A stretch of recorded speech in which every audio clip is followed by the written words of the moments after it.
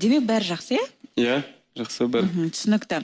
Сымбат, жүзіңнен көріп тұрмын, бір мәселе бар сияқты, не болып қалды? Менде жаңалық бар. Мади ол туралы білмейді.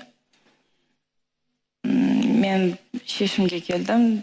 Мади екеуміздің мінезіміз, өмірге деген көзқарасымыз әртүрлі. Және де мен жасым 25-ке келіп, ол мені тәрбиелегісі келеді.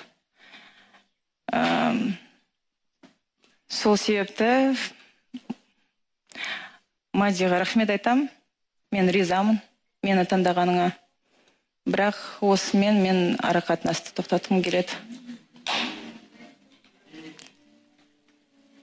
Түсінбедім, Маған ренжімейсің деген ойдамын.